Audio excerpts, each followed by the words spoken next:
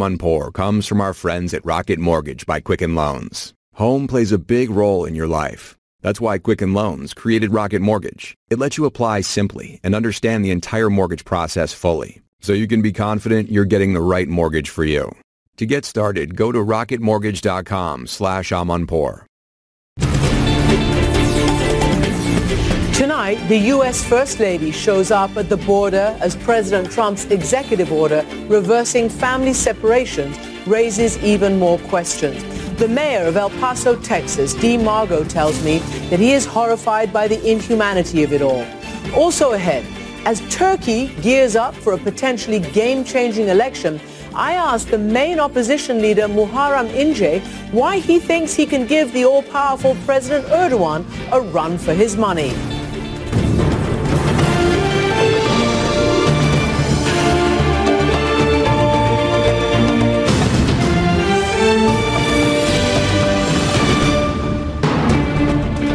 Good evening, everyone, and welcome to the program. I'm Amanpour in London. First Lady Melania Trump made a surprise visit to the Mexican border today. She toured a child detention facility in McAllen, Texas. Reports indicate that President Trump's wife had played a major role behind the scenes, convincing her husband to stop enforcing his own policy of separating immigrant children from their parents. He ended that yesterday under pressure, but it only further deferred the crisis. Local officials have no instructions on reuniting the more than 2,000 children who've already been separated. And besides, a U.S. court order prevents minors from being detained with or without their parents for more than 20 days. Now, to see the crisis firsthand, a bipartisan group of mayors from across the country traveled to the border near El Paso, Texas, calling for an end to what they say is a moral crisis. Their host was the El Paso mayor, Margo. He's a Republican, and I caught up with him at the border in Tornillo. Mayor Margo, welcome to the program. Thank you. What have you been seeing? What is your message today? Well, I'm joining the U.S. Conference of Mayors, a group of us, to state publicly, to provide, to apply as much pressure as we can on the administration to stop the incarceration of children, which he announced yesterday. The president announced he wasn't going to do. But at the same time, we want to remind people that this is only a symptom of the root cause, and that's the lack of immigration reform out of Congress, because apparently over the last 30 to plus years, they haven't had the intestinal fortitude to take action properly on immigration reform. Let me just take both of those issues. The executive order that the president signed does say that they're going to keep families together. But do you have any idea what's going to happen to the more than 2,000 who authorities say have already been separated from their parents over the last weeks or so? And how are they ever going to get back to their parents? That's a question we've been asking as a conference of mayors, and we haven't been given any answers. That's the city of El Paso is doing a resolution next week at our city council on this same issue. We want immediate the children to be placed back with their parents immediately. This, as I say, this is symptomatic of a bigger problem. And El Paso is the largest U.S. city on the U.S.-Mexico border. We're one region of over 400 years. We're a region with a total population of 2.7 million. We are the border. We understand it binationally, biculturally, and bilingually. So anytime anybody wants to talk about immigration, they shouldn't be doing it in Washington. They ought to be down here in El Paso. So I'm going to get to the big picture in the moment, but what I do want to ask you is there even a database, these children who've been separated from their families already, does anybody even know who belongs to who? Have they taken the requisite names, dates, I don't know, fingerprints, whatever you need to be able to reunite families in these chaotic conditions? We have been, Christian, we've been given no information regarding the children, where they are. All we know is they're being distributed throughout the United States, which was a surprise to some of us. We heard about them being placed in Michigan. We heard about them being placed in New York, Rhode Island, elsewhere. That's the reason we came together as a group of mayors to say enough's enough.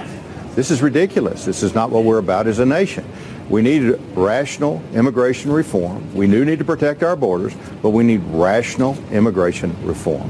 What about people having access to these children? None of the press has been able to see them. We don't really know what's going on. Even Congress people are told that they have to give the authorities 2 weeks' notice to be able to see these children.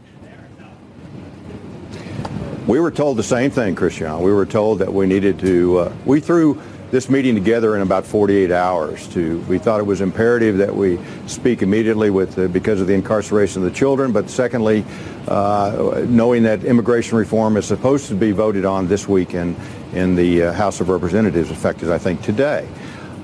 So we wanted to have a voice representing cities from both sides of the United States, East and West Coast, and Central America, in the central part of our country, as well as the border.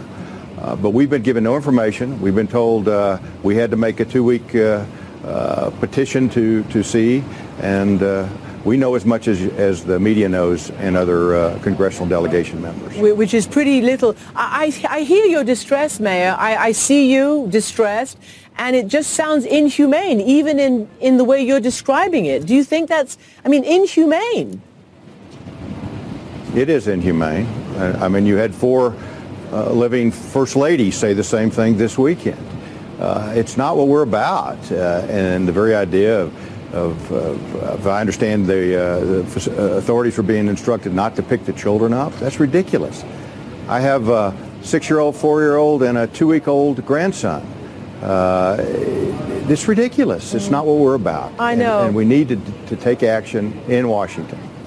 Look, we have heard this dilemma, this cry, this complaint for years about lack of rational policy in Washington, that the two sides can't get together, that there's no solution. But in fact, there are solutions. There are rational immigration policies, and the politicians simply haven't organized them. Do you think, from your experience and what you are seeing now in this amazing, tragic, heated moment, that they can knock their heads together? Do you think that these politicians sitting in Washington will finally come up with a rational solution to an immigration issue? Well, I think from a standpoint of our nation, I hope and pray we do. I mean, people, most of the time, congressional leaders and even many state legislators do not understand the border. They've rarely been to the border. We're a community of 400 for over 400 years. You cannot tell the difference between El Paso and Ciudad Juarez, Mexico. You literally cannot tell the difference. And it's over 400 years. We have families on both sides. We have commerce on both sides. We've been traversing back and forth for 400 years. And people just don't understand how it works. So you are a 4th generation El Pasoan, if I can put it that way. Your family came from Mexico. Just explain to people who may not understand what you're just saying about the border, the incredible intertwining of lives and cultures and economies. What should people who are not near the border think about it? Well, I think what they think is a bunch of criminals or illegal immigrants coming across, and that's not what we have. We have commerce. We have people living on both sides. We have an outlet mall in El Paso with 9 million visitors on an annual basis. 47% of those visitors are from Mexico. They're coming over. They're buying goods and services from El Paso and going back. El Paso is the 10th largest trading export with Latin America and Mexico. Texas has a $97 billion worth of trade with Mexico. We have a trade surplus. It's both NAFTA, it's immigration, it's all of the above. We're really one region. We are international. Mr. Mayor, just tick off these 2 points for us. The president and his supporters say there are, in fact, in his words, infestation. They're coming over to infest the country. That's a word he used in a tweet, implying that there are a lot of illegals, a lot of gang members, a lot of criminals, drug smugglers, and the like. But we've seen graphs that show that actual arrests have been going down over the last several years. So give us, please, the facts about the level of crime. All right. El Paso is the safest city in the United States by any FBI or other measurement that you have, and we have been in the top 3 for many years. We are the safest city in the United States. We do not have the issues that are being talked about that you're referencing. We haven't had them. We don't have them. I'm in a quandary as to how they articulate or convey or portray from Mexico what's going on. That's not our issue here. We have every 4 jobs in Juarez, Mexico is 1 job in El Paso, Texas. We have 50,000 tied to the manufacturing in Juarez. It's not there. We have a fence that was put in during the Bush administration. The fence was primarily for criminal activity. It wasn't so much immigration or illegal immigration issues. It had to do with car thefts and things like that. It was done years ago. It's fine. I'm against the terminology of a wall. That conjures up to me the Berlin Wall. I don't think it's conducive to our relationship with Mexico or what we're about again as a nation. And, of course, we shouldn't be incarcerating children. And, Mr. Mayor, the wall is really important because that, many people say, is a large part of what got Donald Trump elected. And there have been periodic surges of people coming across, particularly when the relationship with Mexico breaks down, coming across from Central America and all the rest of it. But I've heard, law enforcement, I've heard FBI, I've heard engineers, I've heard, Homeland Security, former Homeland Security officials say it is just dream-o-vision to expect that there will ever be a successful wall, that this concept will not ever be 100% or even close to it effective. First of all, from a geographical standpoint, you can't do it. It won't fit all the way across. Most of the land behind me is all private land on the border. It just won't work. Now, I can see fences in certain areas, like we have here through downtown El Paso and on our west side and parts of it. But, we do need to protect our borders. I won't deny that. But the idea of a multi-billion-dollar structure makes no real sense economically or from an efficiency outcome. I think every single nation knows that borders need to be protected, and that's not an issue. But I want to ask you, as a Republican mayor, what do you feel? I mean, how do you feel? Do you support your president? Do you support this administration on this particular issue? And where do you want to see the deck fall when it comes to immigration reform in Washington? What do you expect Congress to do? Well, I've said before on other interviews that I understand what I think the president's trying to do to send a message. Incarceration, separation of children from their parents is not the way to do it. He may be trying to apply pressure on Congress to do what they need to do. We need to deal with DACA. We need to deal with the immigrants that are the undocumented immigrants that are already in the United States who are actually probably productive citizens under false Social Security numbers and other things. We need to come with that. But a DACA for sure. Those kids didn't ask for it, especially those that have served in the military. If you served in the military as a dreamer, you ought to be automatically given citizenship. There are a number of things that ought to occur. I just think the rhetoric has gotten out of hand, and in most cases, the people who are espousing that incorrect rhetoric have never been to the border and don't understand the border. And that's my point in talking about El Paso and our community of over 400 years. Mayor Margo of El Paso, thank you for joining us. And really, your plea for a rational conversation and a solution to this is coming across loud and clear. Thank you so much. Thank you, Christiana. Support for Amanpour comes from our friends at Rocket Mortgage by Quicken Loans. Chances are you're confident when it comes to your work, your hobbies, and your life. Rocket Mortgage gives you that same level of confidence when it comes to buying a home or refinancing your existing home loan. Rocket Mortgage is simple, allowing you to fully understand all the details and be confident you're getting the right mortgage for you. To get started, go to rocketmortgage.com/Amanpour. Equal housing lender, licensed in all 50 states, and MLSConsumerAccess.org number 3030. Been putting off buying new glasses? Zenni Optical offers a huge variety of high-quality, stylish frames and state-of-the-art optics, starting at just $6.95. We've got all the great frame styles you want in materials like titanium, carbon fiber, and high-luster acetate. Plus, Zenni offers prescription glasses and sunglasses. So at this great price, you can build your eyewear wardrobe. You can get 10% off your entire order with code 360. So visit Zenni, Z-E-N-N-I, today at zennioptical.com and use code 360. Hey, it's Howard Beck, and I've got Brian Scalabrine on Bleacher Report's The Full 48. Dude, Shaq's the most dominant player I've ever played against. It's not even close. Yeah. I hacked Shaq so hard one time, as hard as I possibly could. And he went up and dunked it like I wasn't even there. You want to talk about a grown man feeling insignificant? I felt that was the most insignificant I felt in my entire life. So check out The Full 48 now on the Bleacher Report app or subscribe at Apple Podcasts.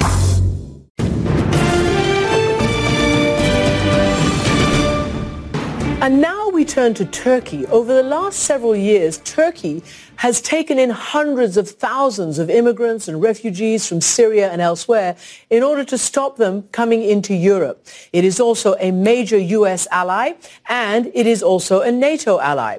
It is also a country that for many years was very much on the way to a democracy. But now there are fears that it is turning more into one-man rule under one man, and that is President Recep Tayyip Erdogan.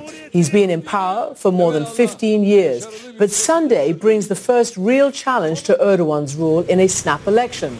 Arguably, it's the most important one in modern history, because if Erdogan and his ruling AKP win, sweeping powers revert to the president, and parliament threatens to be marginalized.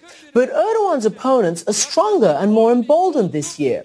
The face of this new movement is Muharrem Ince, a man who surprisingly seems to be resonating with voters.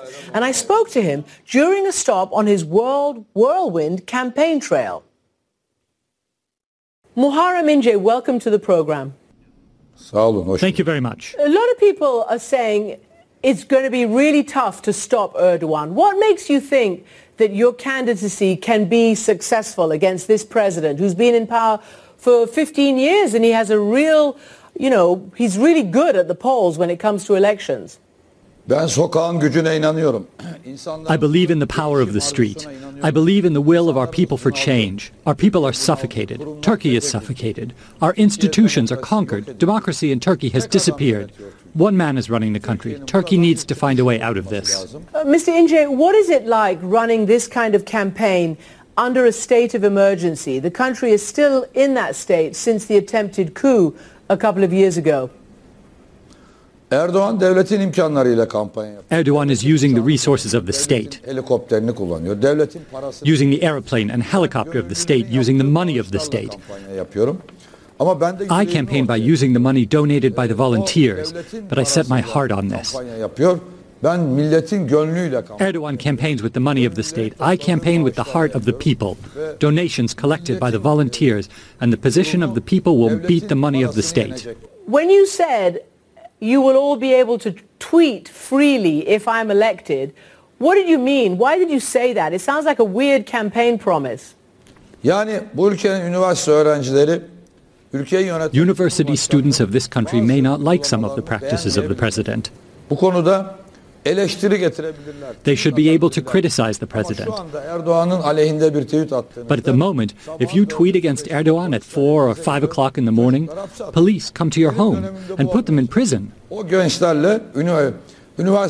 This is not going to happen when I am president. I will appear on TV channels, not with partisan press, but with the young people, to have discussions with them on the issues. This is what I mean.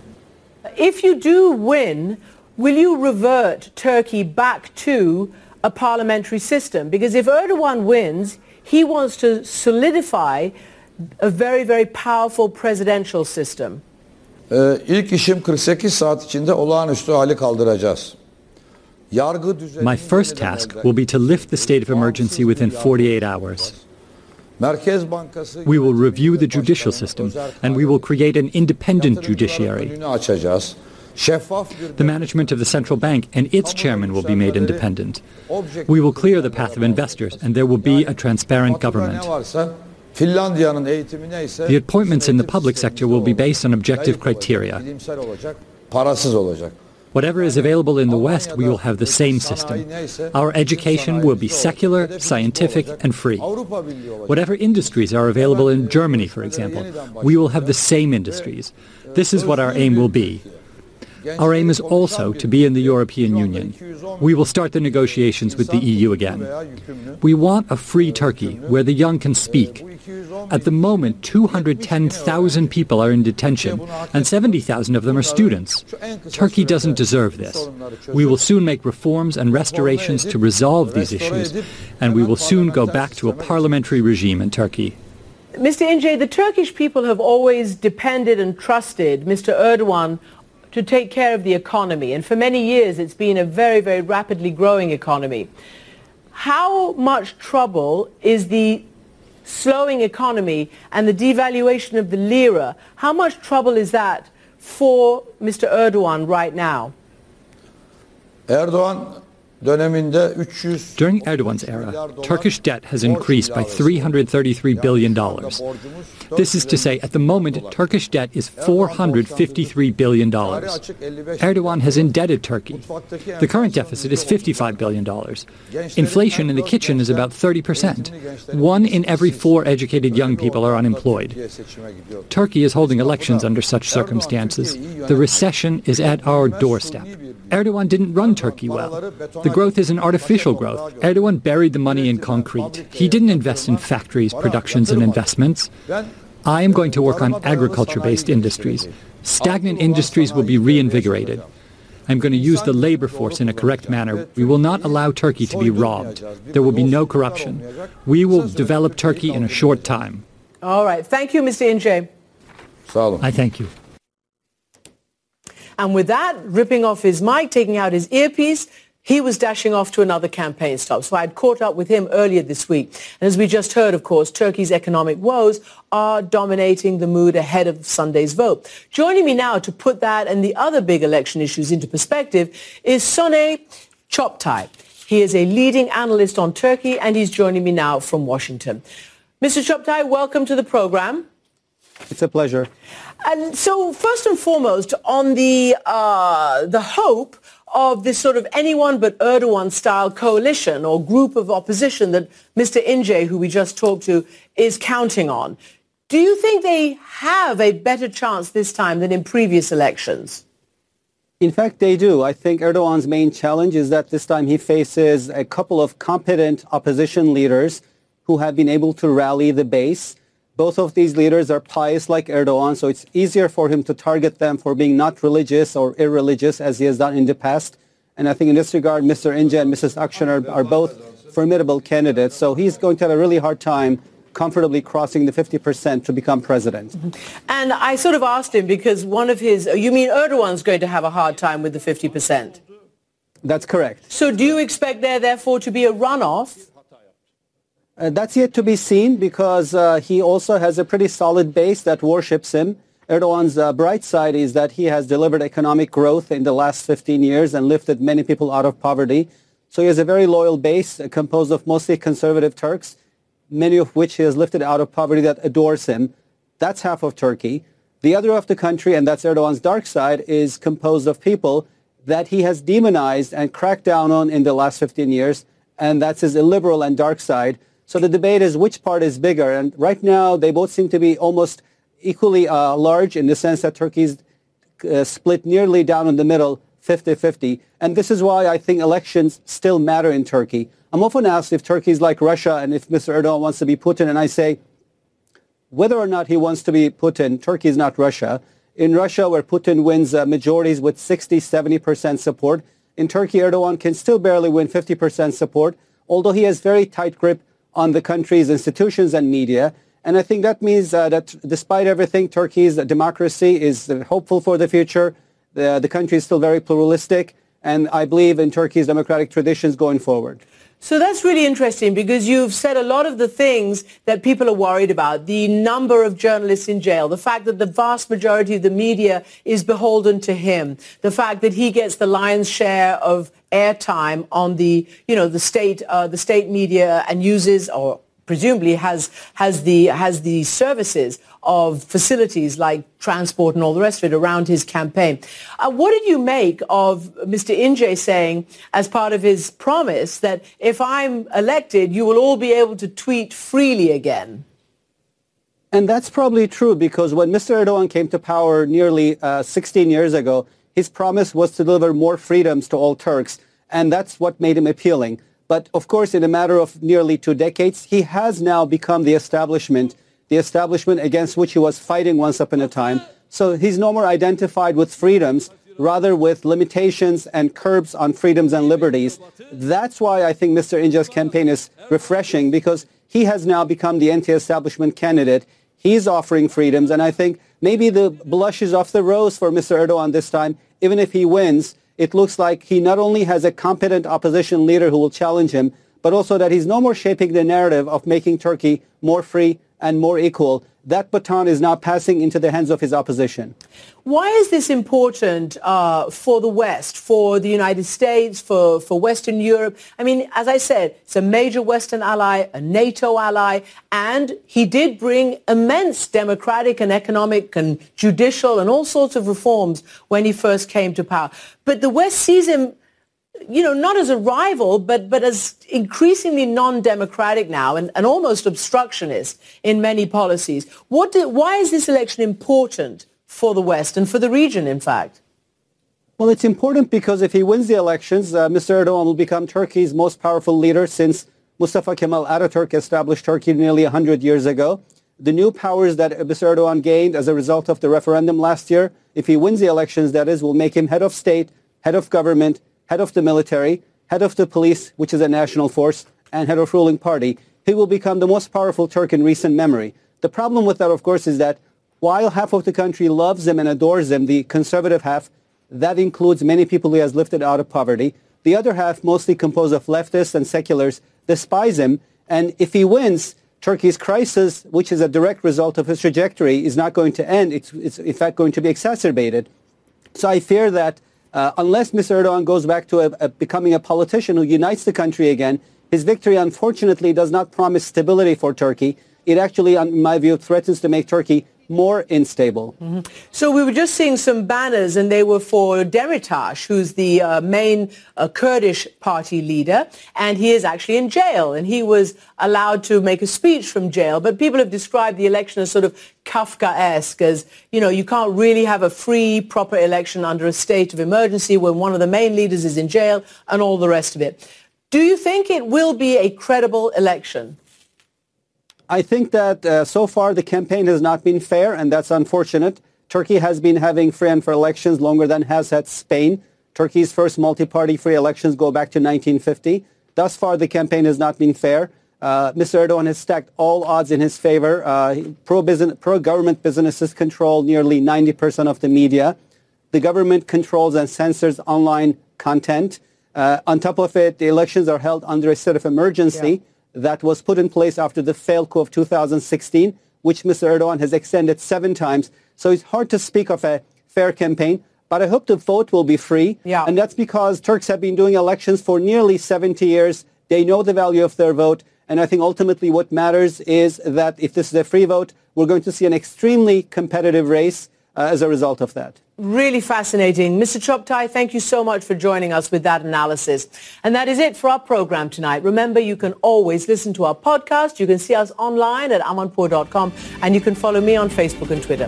Thanks for watching, and goodbye from London.